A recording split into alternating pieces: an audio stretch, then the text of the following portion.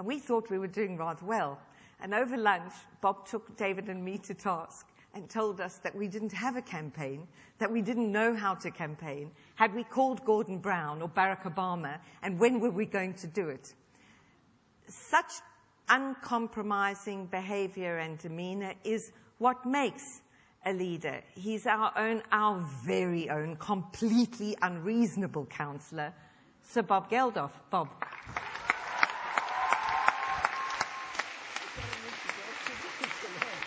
Thank you. Archbishop Emeritus.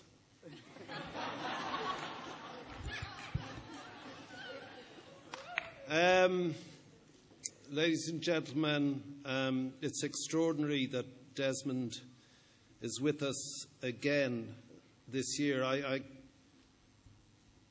fail to think what this remarkable event will be like when this great man of history isn't with us. But I think that whatever happens in the future, his presiding genius of optimism, belief in youth, and belief in human beings will be the abiding, motivating spirit of this extraordinary gathering every year. Having said that, we meet at a time of an almost perfect storm of social challenges. I don't think, even within the scope of the last tyrannical, murderous century that my generation lived through, that the potential for destruction and great evil has ever been more palpable. I don't believe it's possible to wake in the morning these days and not feel a sense of existential fear that one misplaced spark and something truly unimaginable will happen. And David and Kate and the Crown Prince have talked about the positive things that come out of recent horrors. But we need to walk very carefully. If this is the dream of the world tonight here in this room, then I'll quote my fellow Irishman, a poet, great poet, W.B. Yeats, who said, "I've spread my dreams beneath your feet. Tread softly, for you tread on my dreams." But those dreams are in great and clear and present danger of becoming a nightmare reality. We can talk of nuclear proliferation. We can talk of aberrant human behaviour, as we see in terrorism, not unfortunately just in Norway, but throughout the world. We can talk in fundamental shifts, economic shifts, which sees great power suddenly ebb to new regions of the world, and the dislocations that that causes. We can see the great hope of the uprisings of young people in the Arab world, and the fear that it may lead to even greater distress. And as we stand and sit here tonight, one of the countries that didn't pass us by was the flag of Somalia, which is dying on our screens right now, should we turn them on. And it remains to me a sickening human aberration that we should live in a world of such surplus that anyone, any man or woman, never mind some little scrap of humanity, that anyone should die of want in this world of surplus. And yet tonight, 12 million human beings, 12 million, are in great danger of dying in the full glare of our iPads, our laptops, our televisions. So every generation, unfortunately, as it ages, is doomed to measure its successes by its failures. We all fail, you will fail. The world limps on. It constantly needs to negotiate with itself. The world has passed its regenerative capacity to give us energy. We are now digging into the very bones of the earth, the rock itself, to try and give us a little more gas, a little more fuel, so that you guys can be warm for 5 years, 10 years. So this is where you meet.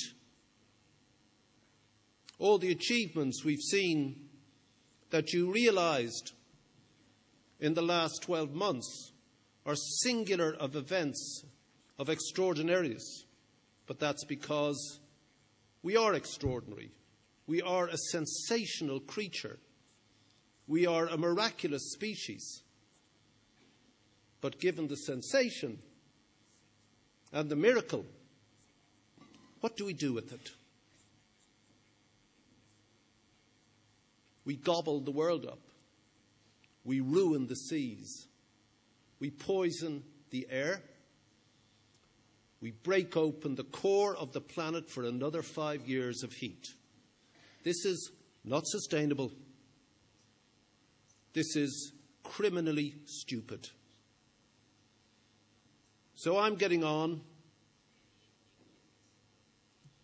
We're kind of all too old to come up with the new ideas.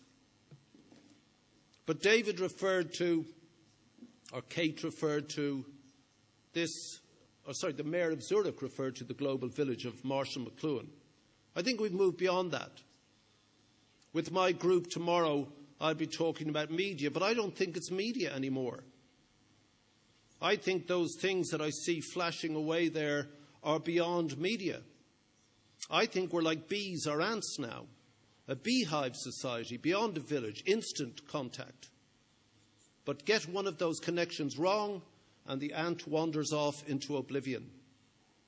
If the bee gets the signal to the flower wrong, he flies off to die. We can all contact each other now and instantly. And so what I ask of you today is, yes, the individual acts that render the species extraordinary, but a communal act. Together, if there genuinely are all the nations represented here, then constantly speak to each other. Not just individual acts, even for a sense of community. Because what we're witnessing, what we are living through, is an utter confusion. There is no leadership. American leadership has failed. The executive, Congress, the Senate is a grotesque failure. European leadership is a laughable farce. In Asia, you look at a clear flashpoint for global violence. I was in Palestine, Gaza, and Israel 3 months ago. Fear. They are united by fear while their leaders do nothing. And if Pakistan and India, China and Afghanistan cannot come to an understanding, there will be a flashpoint over something that could be resolved in an instant, over Kashmir or something like that. This is great. This is Zurich. Nothing safer than the Swiss.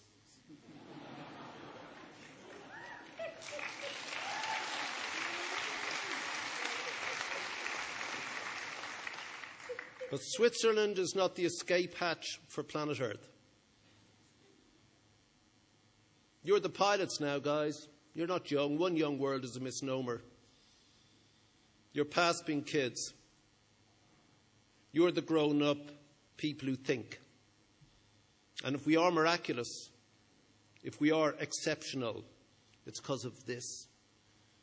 Desmond and I are old friends. We were talking about the phenomenon of aging.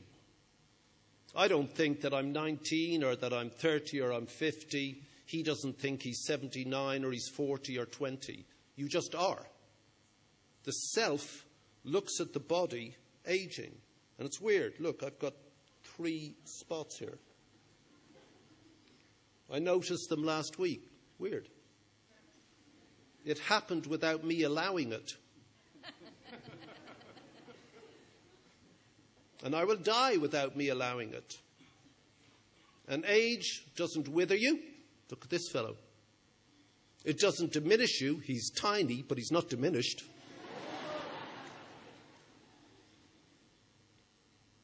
This stuff that we communicate with is beyond media. It's another intelligence. It's a sort of synaptic, communicative brain. And our generation does not understand it. Our politics does not understand that any one of you can form a political lobby for change now. I don't like this, who agrees? And that becomes a powerful tool of change. We are mired in an old politics that can only recognise the nation state, where the nation state has never existed, like Afghanistan or Somalia. We don't know how to deal with it. And yet, the existential problems I talked about are global. Formal power still resides with the nation state at the precise moment that the nation state is incapable of dealing with the issues it encounters. The 21st century, if it demands anything, demands consensus, cooperation, and compromise. Here we have consensus. Here we have cooperation. What we need now is to get the compromises needed that enable us to act together, and that requires more than the singular act of exceptional worth. This requires the delegates here, clever, smart, intuitive, political thinking human beings going back to their countries and remaining in contact and creating through this other communicative narrative that we have developed real political difference. This thing you have in your back pocket has created an economy that has bankrupted us all. Me and my friends had to beg Germany and France, the 2 greatest economic powers of the European Union, which is still the wealthiest continent on the planet, begged them to give more money than the people of Britain gave without thinking, the individuals of Britain. You can talk about economic crisis, but the money needed to keep people alive in Somalia, nothing. The generosity of people is present. The leadership to gather that into a hopeful future is absent. So you are the thinking present, not the future. Spare me the young stuff. The commercial class has failed. The political class has failed. The fourth estate, the media, has utterly failed. The churches have nothing to say that recognises anything. Desmond, you're not a corporatist. You talk of God. He's above the church.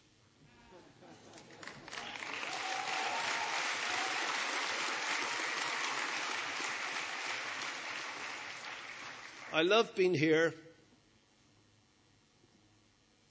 because I'm dying to see what you guys do. I want to be entertained. I want to laugh like he does all the time. I want to go, that's fucking great. So like last year, we have 2 days work. But outside of these people, most of whom I know and who are top of their game, outside of them, I'd really like to see you guys work out what you can do politically. Because a new politics is coming because a new economics demand it. And like OYW, who provoked the Egyptian revolution, the balance now is which way does it go? Does it go to a greater freedom for these people practicing whatever religion they like? Or does it regress? This is absolutely the world that you will not meet, but actually are in. You have to get us out of this mess because we have failed. Good job.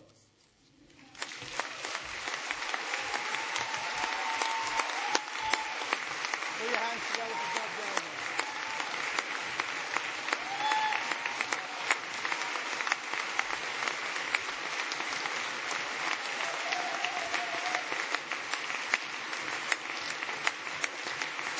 Thank you, Bob. You see, I told you he was challenging. So now, you, the living present, as Bob said, we have a tradition, or what's becoming a tradition at One Young World,